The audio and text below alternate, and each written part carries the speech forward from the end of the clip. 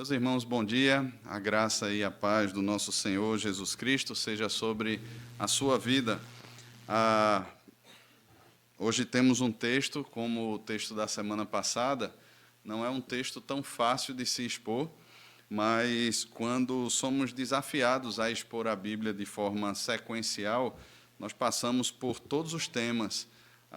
Uma das coisas que mais vemos nos nossos dias, infelizmente, são pregadores de um tema só. Não sei se você já percebeu isso, mas muitos pastores, muitas igrejas, parece que têm um único discurso, só falam sobre uma única coisa, ainda que usem textos diferentes, sempre falam a mesma coisa. E um dos privilégios, irmãos, de expormos a palavra de forma sequencial é porque nós passamos por todos os temas.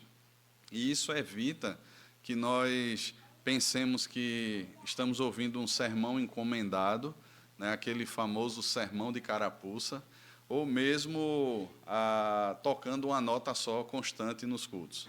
Né? E hoje nós temos o privilégio de expor mais um texto do Evangelho de Mateus, e eu peço que você abra a sua Bíblia em Mateus capítulo 5, do versículo 27 ao versículo 32. Mateus capítulo 5, do versículo 27 ao versículo 32. Seguimos aqui na exposição do Evangelho escrito por Mateus e, nesse período, de forma mais específica, pensando sobre o sermão conhecido como o Sermão do Monte. Mateus 5, 27 a 32, nos diz assim a palavra do Senhor. Ouvistes que foi dito, não adulterarás. Eu, porém, vos digo, qualquer que olhar para uma mulher com intenção impura no coração, já adulterou com ela. Se o teu olho direito te faz tropeçar, arranca-o e lança-o de ti. Pois te convém que se perca um dos teus membros, e não seja todo o teu corpo lançado no inferno. E se a tua mão direita te faz tropeçar, corta e lança de ti. Pois te convém que se perca um dos teus membros, e não vá todo o teu corpo para o inferno. Também foi dito, aquele que repudiar a sua mulher, dê-lhe carta de divórcio. Eu, porém, vos digo, qualquer que repudiar a sua mulher, exceto em caso de relações sexuais ilícitas, a expõe a tornar-se adúltera. E aquele que casar com a repudiada, comete adultério. Vamos orar ao Senhor? Pai, abrimos a Tua palavra e lemos a Tua palavra. Cremos que dela vem toda a instrução para a nossa edificação, que exorta, que trata com o nosso coração e que também traz a esperança bendita que nós temos no Teu Filho, no Evangelho do Senhor Jesus. Por isso, nos abençoe aqui nessa manhã e nos conduza em tudo. Nós assim oramos no nome de Jesus. Amém. Amém.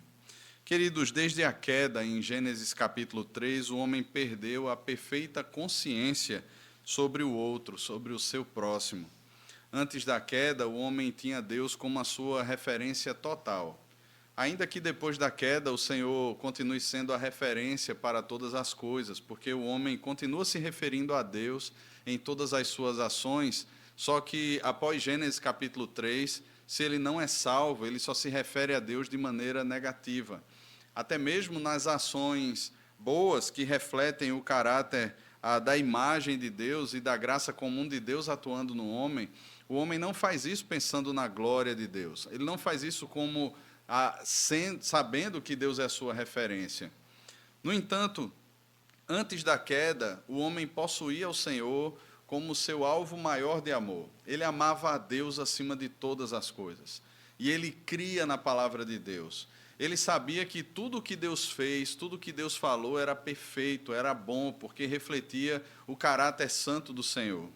Então, no seu relacionamento com o outro, ele enxergava a sua esposa, pensando aqui especificamente em Adão e Eva, antes da queda, Adão enxergava a sua esposa a partir do Senhor e não a partir dele mesmo. E da mesma forma, Eva enxergava o seu marido a partir do Senhor e não a partir dela mesma. Ou seja, a visão que eu tenho da minha esposa antes da queda, antes de Gênesis capítulo 3, ela tem como base o que o Senhor diz, quem eu sou, o que o Senhor diz sobre ela, quem é ela, e sobre o que o Senhor diz como um relacionamento, como o casamento deve ser desenvolvido. Então, por amar a Deus acima de todas as coisas e por crer na palavra de Deus, eu passo a viver para a glória de Deus. Então, irmãos, glorificar a Deus é muito mais do que nós vivermos uma vida o tempo todo dando glória, glória, glória, glória, glória, até enrolar a língua, né? Glorificar a Deus tem a ver com a obediência aos preceitos do Senhor, em temer ao Senhor, em saber quem é Deus, em saber aquilo que Ele fez por mim, em saber quem eu sou diante dEle, o que Ele disse a meu respeito, e em obedecer a sua palavra dentro das estruturas da criação que Ele mesmo estabeleceu e me colocou. O Senhor deixou muito claro como o homem deveria se relacionar com a mulher deveria se relacionar com o homem. Aquilo que viviam com o Senhor e as definições do Senhor sobre o ser e como viver faziam com que eles se relacionassem, então, em integridade, em inteireza de coração, em plenitude. E é interessante porque, no início do Sermão do Monte, o Senhor começa chamando os homens de bem-aventurados. Ele está falando sobre essa plenitude, sobre essa alegria plena, sobre esse coração completo, esse coração que não precisa de qualquer retoque nesse sentido, ele já é satisfeito no Senhor. Éramos assim antes da queda, irmãos. Essas lutas que existem hoje, de gênero, por exemplo, homem contra mulher, os desejos mesquinhos do coração, o desejo de usar o outro para sua satisfação, a forma como nós somos ensinados desde cedo a observar o outro, tudo isso hoje em dia é fruto da queda e revela o egoísmo do nosso coração. Revela a ganância, o anseio por prazer, o anseio por poder, o anseio por, de alguma forma, nos estabelecermos e dominarmos o outro. A partir da queda, então, existe uma mudança drástica em todas as áreas da existência humana, e a maneira como o homem se relaciona com o sexo oposto não foi diferente. Por amar mais agora a si mesmo e confiar mais no seu discernimento e não naquilo que Deus disse e em quem Deus é, o homem passa então a enxergar o outro de forma distorcida, de forma pecaminosa, muito distante do propósito original do Senhor. Em nossos dias, irmãos, um dos aspectos que mais deixa isso claro é a objetificação de pessoas. Nossa sociedade é extremamente sexualizada. Por não termos mais a lei de Deus como normativa da nossa vida, pessoas se tornam ávidas por terem seus desejos saciados, seu ego acariciado, de alguma forma se sentirem poderosas por manipularem e usarem outras pessoas, por se sentirem prezadas, e para isso a propaganda de si é muito forte. A moda dos nossos dias prega a valorização dos decotes, a exibição do corpo, a valorização não só da mulher, mas do homem, das suas partes. Você pode conversar com qualquer professor de educação física, qualquer pessoa que trabalha em academia, a grande maioria das pessoas estão numa academia não por uma questão de saúde, ainda que elas digam isso, mas elas estão meramente por uma questão de estética, porque elas acreditam que, tendo aquele corpo, elas atrairão olhares, exibindo as suas formas, exibindo os seus decotes, pensando no verão de 2025, nos projetos humanos desse sentido, elas se sentirão de alguma forma valorizadas, prezadas, amadas, desejadas.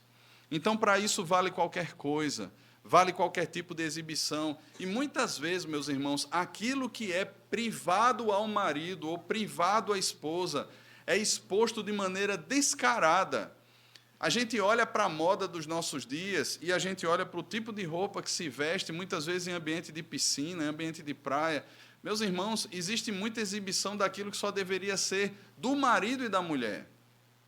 Pouco importa se vão chamar você de retrógrado, de quadrado ou qualquer coisa do tipo, de, sei lá, só falta vir com uma burca para a praia ou coisa desse tipo.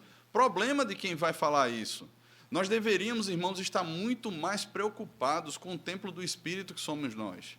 Eu acredito que se qualquer pessoa entrasse numa igreja hoje com um spray, num templo, né, num prédio, entende igreja nesse momento como a construção em si, entrasse num local de culto assim, começasse a pichar, quebrar as coisas, Todos nós nos revoltaríamos com isso, mas não nos revoltamos em ter o templo do Espírito, como que somos nós, defraudando pessoas e sendo defraudados por pessoas.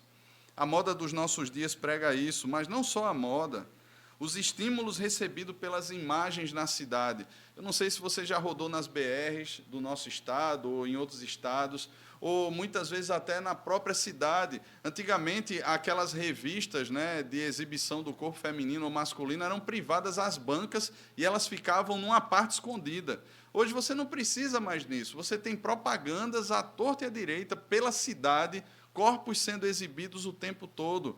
E essas imagens, elas produzem em nós a cobiça por aquilo que não é nosso. Mas não só isso. Você abre as redes sociais. Irmãos, a quantidade de páginas de irmãos na fé que a gente acaba silenciando, que a gente acaba deixando de seguir, porque são exibições constantes do corpo. São caras e bocas, são expressões sensualizadas, são roupas sensualizadas. E as pessoas muitas vezes olham para isso e postam isso como se isso fosse um serviço. A necessidade de curtidas, a necessidade de comentários, e muitas vezes até a necessidade da aprovação das pessoas por aquilo que se é. Reflete o caráter do ego humano, do coração centrado em si, e não de um coração centrado no Senhor e na sua palavra. Falta-nos piedade, irmãos. As músicas dos nossos dias é um verdadeiro bombardeio diabólico que cativa mentes a observarem a si e ao próximo como um objeto. E pense comigo, objetos eles possuem apenas um valor funcional. E, irmãos, abram bem os ouvidos. Se nós nos oferecemos, se nós nos exibimos como objeto, as pessoas nos tratarão como objeto. Objeto você usa e descarta. Eu já ouvi muitas vezes expressões do tipo, fulano de tal não é para casar, fulana de tal não é para casar. A visão que as pessoas têm quando elas falam isso são meramente objetos. A gente pega, a gente usa, a gente descarta, a gente esquece, a gente vira a página. E nós não somos chamados, irmãos, a caminhar dessa maneira. Nós não somos chamados a caminhar assim. Isso não reflete a verdadeira humanidade. Muitas vezes as pessoas olham para isso e dizem assim, não, isso é ser humano, não é ser humano. Ser humano é refletir perfeitamente a vida do verdadeiro humano, do perfeito homem, do perfeito Deus que se fez carne e habitou entre nós, que é o Senhor Jesus. O Senhor Jesus é a expressão perfeita da verdadeira humanidade que foi quebrada em Gênesis capítulo 3, meus irmãos. Aquele era o propósito original de Deus, e em Cristo, aqueles que foram salvos, os bem-aventurados, os discípulos que foram resgatados do meio da multidão, são chamados a viver em novidade de vida. E aí, muitas vezes, nós temos as nossas desculpas, porque olharemos para o nosso coração e diremos assim, olha, e eu? O que é que eu vou fazer? Eu devo, então, me vestir de uma forma como ninguém me observe? Não, irmãos, não é que você vá se vestir como um ET, como uma coisa estranha, mas é nós sabermos usar as coisas. É sabermos, irmãos, que as virtudes que chamarão um homem de Deus a olhar para uma mulher, ou as virtudes que chamarão uma mulher de Deus a olhar para um homem e pensar na possibilidade de um casamento, não são as questões externas meramente. Veja, o próprio apóstolo Pedro diz na sua primeira carta, não seja aquilo que é principal à mulher, as coisas exteriores, como as joias, o aparato do vestuário, mas seja uma mulher piedosa. Um homem de Deus olhará para uma mulher e buscará uma mulher piedosa para casar. Uma mulher que conhece a palavra de Deus, uma mulher que ama a palavra de Deus, que ama o Senhor, que espera no Senhor, que não usa de outros artifícios para de alguma forma se promover, mas que crê na bondade do Senhor e na vontade do Senhor para a sua vida. Da mesma forma, a mulher olhará assim para um homem. Ela não olhará para aquela pilha de músculos que simplesmente não sabe pronunciar a palavra Êxodo. Um dia desse, o cara, num vídeo, né? Abram sua Bíblia em Exodó. Aí depois, Éxodo. O cara não sabia nem falar o nome dele. Eu sei que essas coisas são brincadeiras que o povo faz, mas é desse tipo, irmãos. É desse tipo. Pessoas que não conhecem de fato o Senhor. Quando você olha, por exemplo, para Provérbios capítulo 31, quando a mãe do rei Lemuel está falando para ele sobre as características de uma mulher piedosa, nós encontramos naquele texto as características de uma mulher que é piedosa. Nós encontramos na palavra de Deus e no exemplo do Senhor Jesus as características de um homem piedoso, de como o homem deve amar a sua noiva e se entregar por ela. É exatamente essa imagem que o apóstolo Paulo usa em Efésios, no capítulo 5, quando ele está falando da relação marido e mulher. E os homens hoje são fracos, são covardes, são medrosos. Eles não apoiam a sua esposa, eles não estão ao ponto de ir à cruz por causa dela. Por quê, irmãos? Porque a visão sobre a mulher e a visão sobre o homem, desde o berço, é ensinado que são objetos. Você vai para a escola, você se relaciona com amigos, você tem em casa pais que são fracos nas escrituras e ensinam para os filhos, a partir do seu próprio relacionamento conjugal, que o outro é apenas uma peça de descarte que a gente convive temporariamente. Filhas são ensinadas desde cedo, estude e trabalhe para jamais depender de homem. Por quê? Porque na hora que eu quiser me separar, eu tenho condições financeiras para isso. Eu estou muito bem ajustada na vida para dar os meus passos sem você, para fazer as minhas escolhas sem qualquer marido ou depender de qualquer tipo de homem. Irmãos, essa é uma visão onde torna as pessoas como objetos. Hoje em dia, o casamento é apenas um contrato social. Assim como você compra um carro, assim como você faz o contrato de uma casa, as pessoas assinam um contrato de casamento. E hoje você pode ir num cartório e divorciar-se da pessoa sem nem que ela saiba. E aí, quando ela volta, ela sabe que está divorciada a partir de agora. Veja, irmãos, como as coisas vão se tornando cada vez mais fúteis, mais banais. Aquilo que Deus celebra como sendo uma união indissolúvel, e nós veremos aqui no terceiro aspecto desse sermão, as pessoas consideram como nada. Filhos, já se caminha para uma visão, em alguns países de linha mais progressista, isso já tem sido levantado como bandeira. Os filhos também assinam um contrato social ou são a parte de um contrato com seus pais. E se de repente eles acharem que não são bem criados com os seus pais, se de repente eles acharem que podem ter uma possibilidade melhor de vida, eles podem simplesmente romper o contrato sem nem terem consciência do que estão fazendo. As pessoas são objetos nos nossos dias. Para os irmãos terem uma ideia, a indústria da exploração de filmes e sites com conteúdo sexual lucra só nos Estados Unidos, irmãos, cerca de 13,3 bilhões de dólares ao ano. 13,3 bilhões de dólares ao ano. Para os irmãos terem ideia, se você juntar a NFL, a NBA e a MLB juntas, elas não rendem o que rende essa indústria.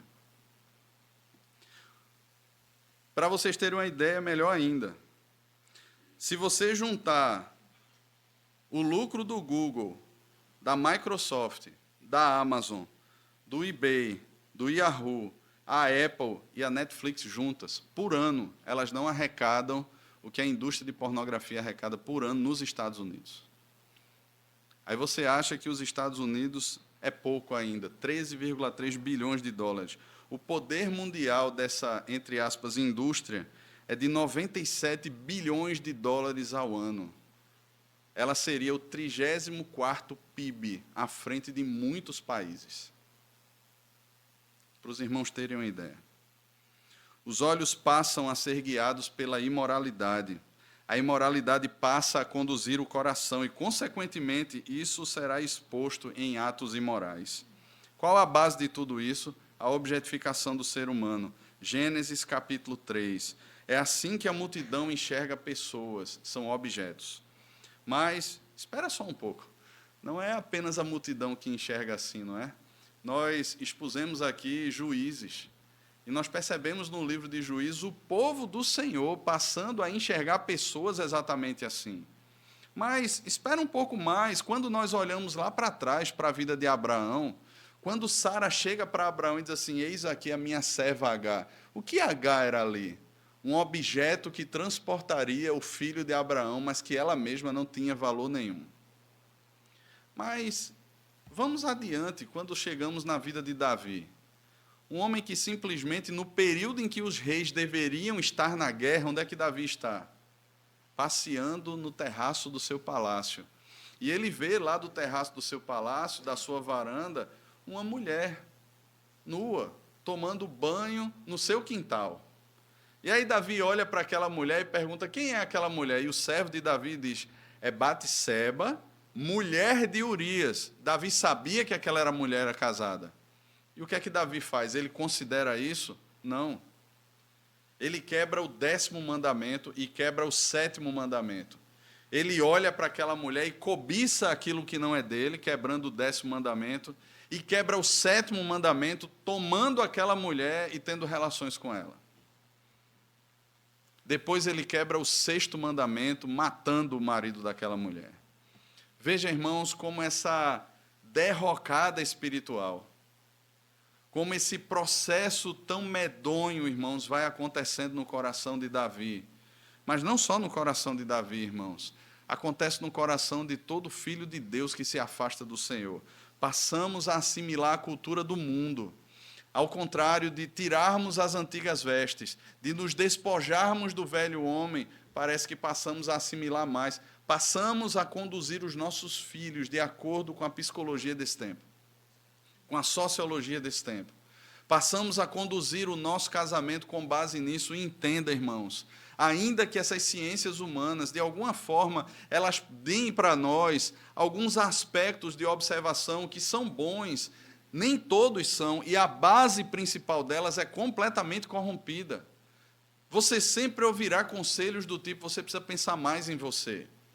Você precisa se valorizar mais. E isso, irmãos, reflete muito bem o egoísmo, o egocentrismo do coração. Não reflete a vontade e a bondade do Senhor. É isso que acontece, irmãos, quando o povo do Senhor se afasta do Senhor e da sua palavra. Passamos a viver como a multidão e não mais como discípulos. Nós temos visto como o Senhor passa a distinguir os discípulos da multidão. Discípulos foram alcançados pela graça salvadora do Senhor, foram justificados e são bem-aventurados. Eles são sal e luz desse mundo e a sua justiça deve exceder em muito a justiça dos escribas e fariseus. Vimos que Jesus ele não veio revogar a lei, não veio pregar algo novo, ele veio alinhar o que foi mal interpretado e mal ensinado, trazendo aquilo que estava proposto pelo Senhor desde que o Senhor entregou as tábuas da lei a Moisés no Monte Sinai. Jesus deixa claro que a lei de Deus não possui apenas um caráter punitivo, mas ela também revela o coração, igualando todos como transgressores constantes da lei do Senhor. Ela revela o coração, revela as intenções, as motivações, e que, na verdade, todos precisam de um Redentor. Nós não podemos nos salvar a nós mesmos. Hoje veremos, irmãos, mais um aspecto tomado pelo Senhor para tratar com o coração dos discípulos. Agora, tomando o 7º mandamento para que excedam a justiça dos escribas e fariseus. Com base em tudo isso, eu convido os irmãos a pensarmos no seguinte tema: a lei perfeita e corações imorais. Semana passada vimos a lei perfeita e corações assassinos. Nessa semana, a lei perfeita e corações imorais. Em primeiro lugar, observe comigo o versículo 27 e o versículo 28, para entendermos a imoralidade em si. Jesus vai dizer: ouvistes que foi dito, não adulterarás. Eu, porém, vos digo, qualquer que olhar para uma mulher com intenção impura no coração, já adulterou com ela. Você consegue controlar os seus olhos? Sim ou não? Você consegue controlar o seu olhar? Tem o poder de controlar o seu olhar? Você tem o poder de controlar seus pensamentos? De repente você olha uma coisa, parece que automaticamente você já emite um julgamento sobre aquilo. Você nem precisa se esforçar muito. Existem coisas que a gente vai aprendendo ao longo da vida e aquelas coisas se tornam muito práticas para nós. A gente abate o olho e diz assim: eita, eu sei o que é aquilo. Eu identifiquei, é um carro que vai passando. É um homem que vai andando na rua. Parece que aquele cara vai assaltar alguém. Eita, que bicicleta bonita. Eita, fulano cortou o cabelo. Eita, que roupa de cicrano. A gente sai identificando, irmãos, e tudo isso não faz parte apenas do nosso olhar, mas isso já é uma rede de processamento que já faz parte dos nossos pensamentos. E nós não controlamos essas coisas. Veja, o que é que Jesus está tratando aqui? Dentro da lei, irmãos, quando nós olhamos o 7º mandamento, Deus deixa claro que o adultério, ele não é algo cogitado pelo povo do Senhor. O adultério não é algo que deve ser ponderado pelo povo do Senhor. Dentro de uma cultura egípcia, aquilo ali era algo que provavelmente era extremamente comum. E Deus agora está dando a lei ao seu povo, e um dos critérios da lei nesse sentido era identificar o seu povo como sendo o povo do Senhor, não mais o povo do Egito. Eles passaram 400 anos dentro do Egito. E por mais que a palavra de Deus fosse comunicada dos pais aos filhos, eles assimilaram bastante a cultura dos egípcios. E agora Deus está fazendo uma faxina no coração do povo, ensinando ao povo o que de fato é a vontade do Senhor, como o povo deve viver enquanto povo do Senhor caminhando na terra, distinto dos demais povos da terra. Então Deus entrega o 7º mandamento, não adulterarás. Com o tempo, esse mandamento ele foi se resumindo à prática de uma relação sexual fora do casamento. Então, para os fariseus e escribas, dentro do que Jesus coloca aqui no contexto, a justiça deles dizia respeito apenas a relações extraconjugais.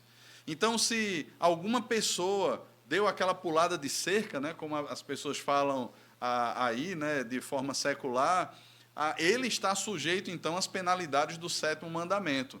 O que é que deve ocorrer com ele, então? Ele deve ser julgado e ele deve ser condenado, porque ele quebrou a lei do Senhor. Só que isso, de certa forma, é algo muito cômodo, porque ele revela apenas, irmãos, o ponto alto ou o ápice do pecado, mas ele não revela ou ela não trata o que aconteceu antes para que aquele ponto alto viesse a acontecer. Como os filhos, por exemplo, muitas vezes nós disciplinamos os nossos filhos com muito mais base na nossa vergonha que passamos do que, de fato, pelas motivações criadas no coração dos nossos filhos. Você vai fazer uma visita na casa de alguém, o menino faz ou diz alguma coisa que não era para dizer, aí você olha assim, com aquela raiva, não, tem calma, chega em casa você vai ver, miserável. Mas tem muito mais base no que a pessoa fez, no que o filho fez e na vergonha que ele causou, do que de fato no coração da criança. E veja, irmãos, quando Deus deu o 7º mandamento, Deus não estava tratando apenas de uma questão de adultério, mas tudo o que envolve esse processo até eclodir numa questão de adultério. Note que Tiago, no capítulo 1 da sua carta, quando ele está tratando sobre o pecado, Tiago não diz apenas assim, você roubou, você morreu. Mas Tiago fala de um processo. E esse processo se inicia com uma palavrinha chamada cobiça. E aqui, irmãos, a base desse mandamento, a base do 7º mandamento, a base do 6º mandamento que nós vimos semana passada, está relacionada com a cobiça do coração. O que Jesus está revelando aqui é que essas intenções impuras, esses olhares impuros, esses olhares maliciosos, sensualizados, que verificam, que enxergam, que interpretam o outro como sendo um objeto, eles fazem parte de um sentimento maior, de uma expressão maior que há no coração, chamada cobiça. E se nós voltarmos os olhos para Gênesis capítulo 3, é exatamente isso que acontece no coração da mulher. É a cobiça. João, na sua primeira carta, no capítulo 2 ainda, ele interpreta aquilo que aconteceu em Gênesis 3. A concupiscência dos olhos, a concupiscência da carne e a soberba da vida. A palavra concupiscência, irmãos, está ligada à cobiça, são os desejos pecaminosos do coração, que tem a ver com a cobiça. Eva passou a ver aquele fruto, aquela árvore de maneira diferente. A serpente, mentindo para ela, disse, olha, não é assim que Deus disse, porque Deus sabe que no dia em que dela comerdes, se vos abrirão os olhos, e como Deus, vocês serão discernidores do bem e do mal. O que é que se a senhora do coração da mulher ali, com base no engano, com base numa mentira? Eu serei Deus. Eu não precisarei mais de Deus como referência. Eu não precisarei mais da palavra de Deus. eu poderei ser senhora de mim mesma. E aí essa cobiça leva ela a olhar a árvore de outra maneira. Vendo a mulher que a árvore era boa para se comer, agradável aos olhos e desejável para dar entendimento, tomou do fruto, comeu, deu ao seu marido e ele comeu. Veja que o processo de cobiça é o que está antecedendo a prática do pecado em si.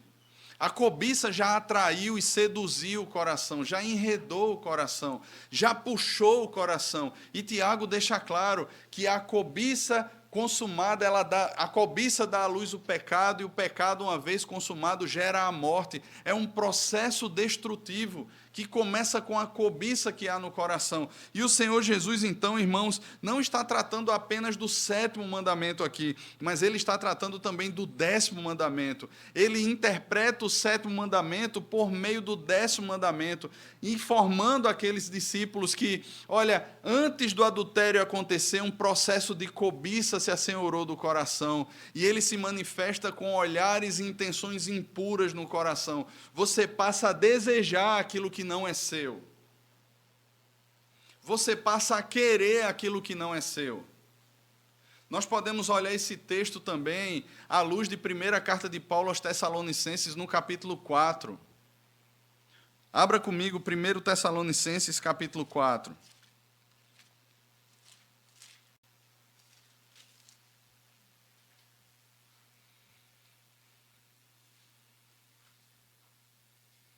A partir do versículo 3, veja o que é que o apóstolo Paulo expõe. 1 Tessalonicenses 4, a partir do versículo 3.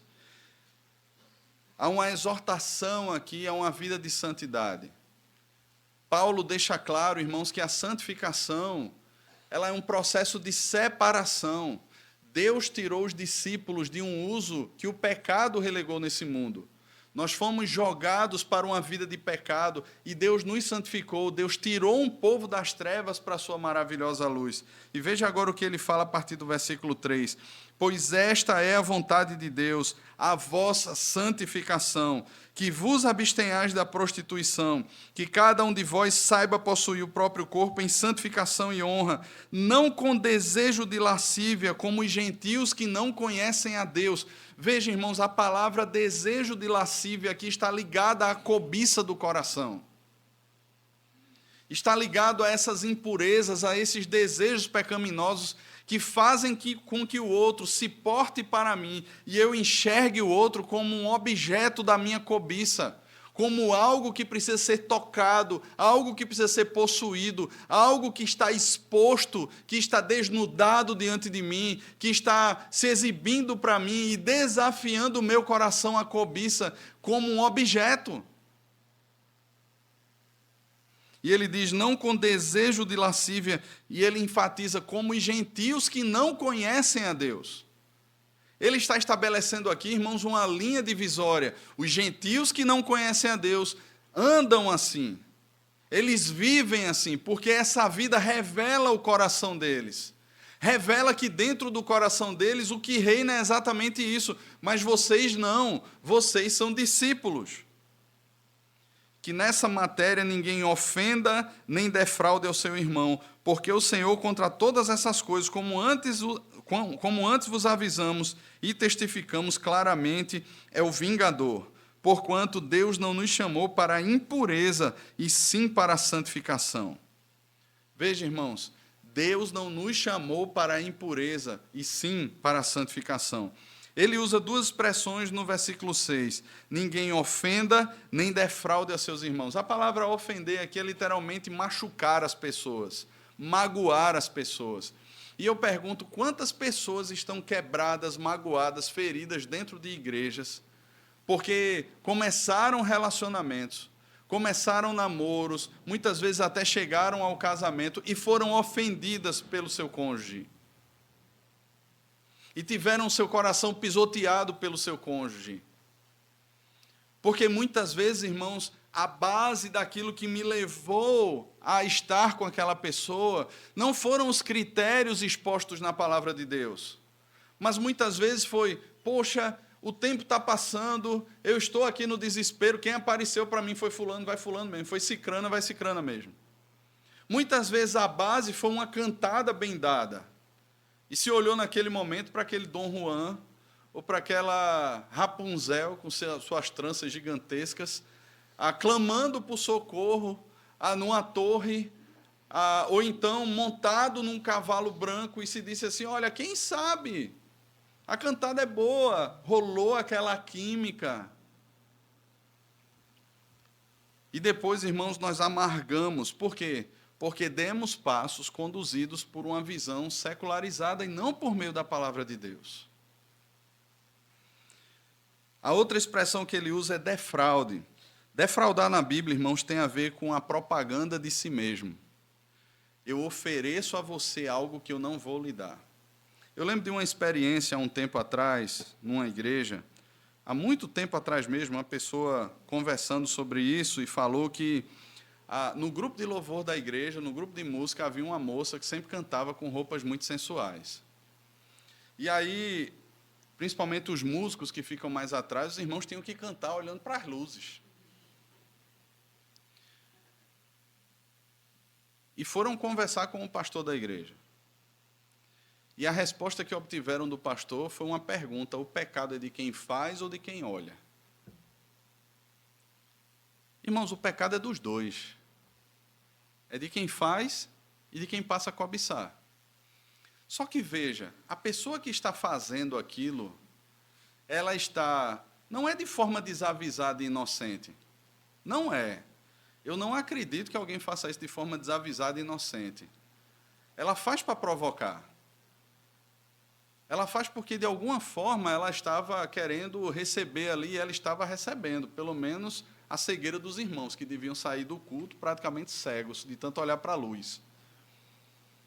Mas veja, irmãos, a partir do momento em que eu estou exibindo alguma coisa, que eu estou oferecendo alguma coisa, como um celular que é exposto, é feita uma propaganda, um marketing em cima daquilo, carros que são lançados, e aquilo produz cobiça no coração. A moda virou, agora a moda é essa. E aí você passa: eita, eu preciso disso, eu preciso desse celular, eu preciso desse carro, eu preciso dessa casa, eu preciso disso. Veja, de alguma forma aquilo alimentou e despertou cobiça no coração. O Senhor Jesus diz que se os teus olhos forem bons, todo o seu corpo será luminoso. Mas se eles forem maus, que grandes trevas serão. Então imagina que os olhos estão sendo alimentados e algo que não deveria estar sendo exposto, está sendo exposto para aquela pessoa. E ela passa a cobiçar aquilo. Os olhos agora se tornaram maus. E aquilo que está sendo oferecido, que jamais será experimentado por aquela pessoa, significa exatamente defraudar o outro. Você está dando algo, oferecendo algo, que você não vai entregar para aquela pessoa. Isso é defraudar, irmãos.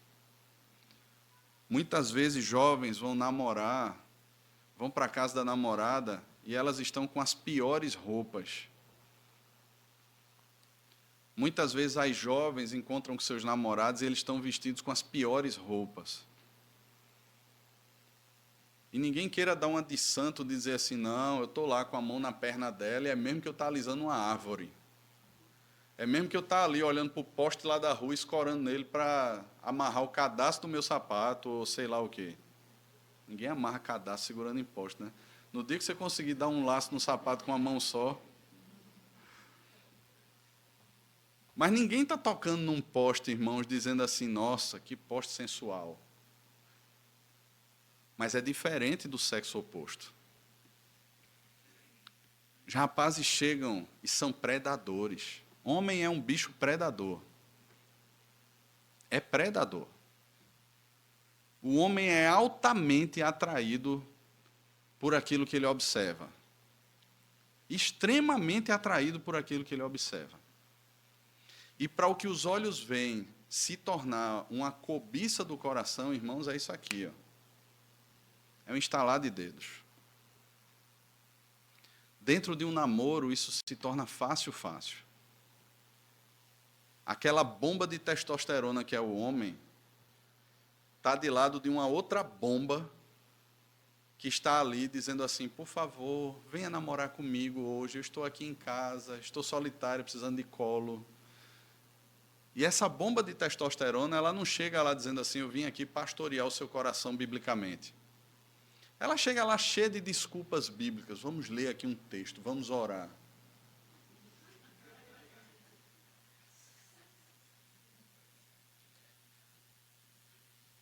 Minhas irmãs e meus irmãos, principalmente os que são jovens que estão aqui, não deem a mínima brecha. Aos que estão namorando, veja, vocês não passam de irmãos em Cristo. O seu namorado não tem direito nenhum sobre o seu corpo, nem a sua namorada tem direito algum sobre o seu corpo. Vocês não têm aliança. Vocês não têm um pacto firmado.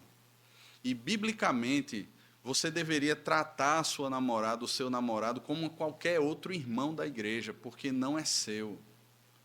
Aquilo que é privado ao casal, debaixo de uma aliança, jamais deveria ser vivido por casais de namorados. Porque, irmãos, intimidade é algo crescente. É por isso que eu creio que namoro ele precisa de um plano para começar.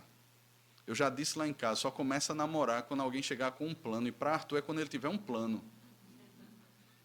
Ele vai chegar na casa de uma moça um dia e vai dizer ao pai da moça, eu estou aqui trabalhando, eu tenho condições de sustentar a sua filha, daqui a um ano quero casar com ela. Acabou, você pode começar a namorar. Tem a minha bênção e acredito que do pai da moça. E da mesma forma para minhas filhas. Lia não, porque Lia vai ser freira. Sara eu já perdi as esperanças. Mas, veja, irmãos, isso é muito sério. E muitas vezes a gente vai olhar e vai dizer assim, isso é radicalismo, porque todo mundo namora. E eu vou dizer a você, a grande quantidade de gabinetes que eu já tive ao longo da vida com namorados que não se seguravam. E muitas vezes com namoros que acabavam, e a maioria deles acabam, e ficam as pessoas defraudadas, ofendidas para o resto da vida, porque exibiram partes do seu corpo, ou se deixaram tocar, ou pessoas tocaram parte do seu, que não deveriam jamais ter acesso. E um dia alguém que não teve nada a ver com a história vai se aproximar daquele rapaz ou daquela moça dizendo assim, eu quero casar com você, pensando e ansiando por alguém que nunca olhou para outra mulher, nem mesmo tocou em outra mulher, em outro homem daquela forma, ou se deixou tocar. Mas está lá alguém defraudado. Alguém que de alguma forma foi usada ou usado e descartado depois como um objeto. Porque não havia perspectiva pactual, não havia seriedade, não havia casamento, não havia aliança. O que havia era o desejo, era a cobiça por defraudar o próximo. Predadores.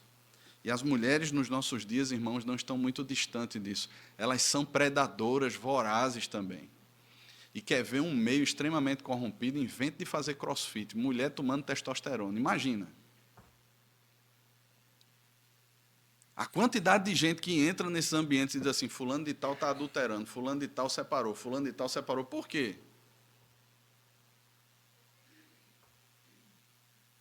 Eu não estou generalizando. Mas é uma realidade que eu tenho ouvido de muitos por aí. Jesus deixa claro a imoralidade em si. E Jesus aprofunda a discussão. Irmãos, ainda estamos no primeiro ponto, eu acho que esse sermão vai terminar só à noite. À noite eu ia entrar nos juramentos, que era a partir do versículo 38, mas já vamos a 41 minutos e estamos no primeiro ponto. Veja, Jesus aprofunda a discussão. E isso é grave, irmãos, é por isso que eu não estou com pressa de terminar esse sermão. Jesus aprofunda essa discussão. Não é uma questão apenas de pular a cerca, mas tem a ver com o coração. Então isso pega os religiosos da época, porque era muito fácil para eles. Olha, olhe para a minha justiça, olhe para a minha perfeição, eu não quebro o 7º mandamento. Eu nunca pulei a cerca, eu sou diferente desse pecador miserável, desse hipócrita, daquela mulher que vive uma vida impura. Eu não, eu sou um fariseu, um bom fariseu, eu sou um bom escriba. Aí Jesus diz assim, olha, As intenções são adultério. As intenções são a quebra do 7º mandamento. Basta você ter intenção no seu coração. Aquela que ofereceu, ou aquele que ofereceu, mas aquele está falando daquele que olhou e cobiçou. Ele traz essa verdade, irmãos, porque essa lei revela o que é o coração do homem. E nós não podemos, de alguma forma, tentarmos nos justificar pelas obras da lei, dizendo assim, eu nunca quebrei o 7º mandamento, tá? Nenhuma intenção, queridão.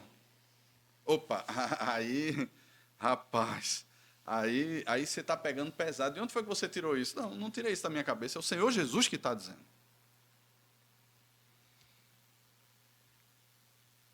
Cuidado com o primeiro olhar. Cuidado com o primeiro passo. Cuidado com aquilo que muitas vezes você não... Se você tem dificuldade com rede social, retira ela do seu celular. Se de alguma forma você está ali, aparece algum tipo de imagem para você que vai conduzir o seu coração à cobiça, a desejar aquilo que não é seu, a sonhar com aquilo que não é seu, saia dali. Você não é escravo do Instagram. Você não é escravo do YouTube. Se uma TV na sala da sua casa é uma porta aberta para a cobiça do seu coração, vende a TV, você vai ter mais tempo para leitura, você vai ter mais tempo para oração, você vai ter mais tempo, vai começar a gostar de planta, colocar planta na varanda da sua casa, vai querer ter um cachorro para dar trabalho a você, qualquer outra coisa. Irmãos, nós não somos escravos dessas coisas. Nós não precisamos delas. Veja, a seriedade tem a ver com o nosso coração.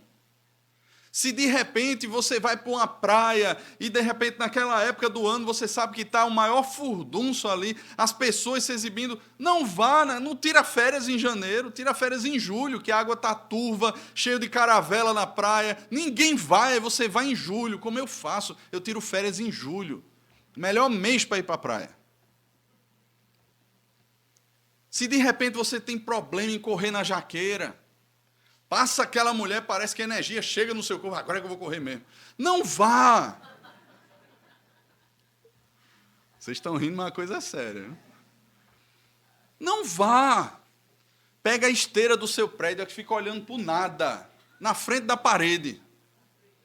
Aí pega um tablet, um celular ali, bota com um cavalo correndo. Aí diz assim, vou correr com os cavalos. Tem um livro de Eugene Peterson que o tema é esse, correndo com os cavalos.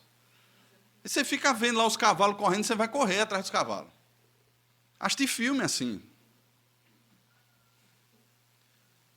Se nós temos, irmãos, problemas com determinados filmes, com determinadas séries, não assista. Nós nos acostumamos com essas coisas, irmãos. Essas coisas se tornam banais para nós e elas vão se assenhorando no nosso coração. Aí, de repente, você olha assim, poxa, eu não tenho vontade para orar, eu não tenho vontade para ir na igreja, eu não tenho vontade para isso, eu não tenho vontade para servir a Deus, meu coração vive frio, eu não leio a palavra todo dia. Por quê? A gente fica prático em quebrar os mandamentos da palavra. O nosso coração está cheio dessas coisas e a gente fica perguntando por que ainda? Isso é hipocrisia. Nós sabemos o porquê. A gente está afundado nessas coisas e fica se perguntando por quê? Aí Deus olha do céu assim, miserável, se não fosse Jesus ia cair um raio na cabeça dessa peste. É sério, irmãos. Veja, a questão é radical e tem a ver com o nosso coração. Tem a ver com as nossas posturas. E eu quero dizer a você, há tempo para mudar. Não é para agora você chegar e dizer assim, vou acabar esse namoro. Eu tenho esse monstro predador aqui do meu lado. Agora eu descobri o que é que ele quer comigo, miserável. Não, que bom que ele quer isso, ele só precisa ter no momento certo. O problema é se ele não quisesse. Aí seria estranho. Aí você ia olhar e dizer assim, ih, rapaz, essa coca é Fanta.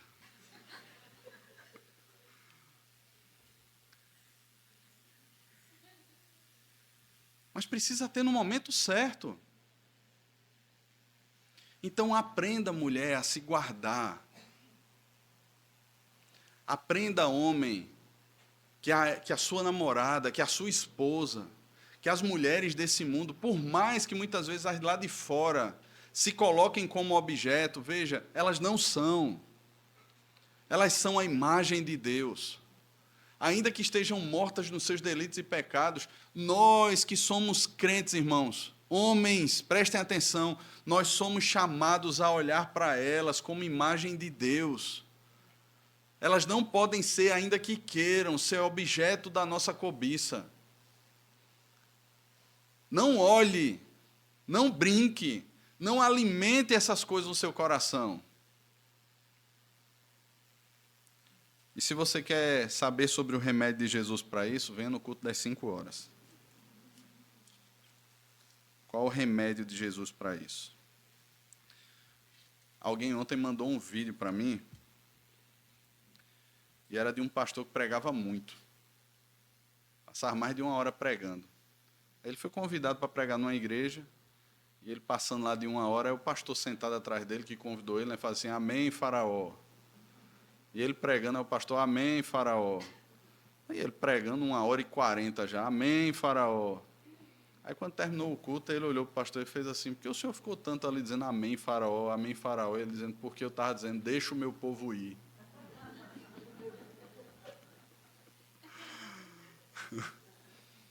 Então, irmãos, já estamos há 50 minutos e vamos parar por aqui. O remédio de Jesus para isso, assim como a questão do divórcio, assim como como venceremos essas armadilhas que se apresentam diante de nós. A gente continua às 5 da tarde, tá joia? Vamos orar? Senhor, quem de nós nunca quebrou esse mandamento?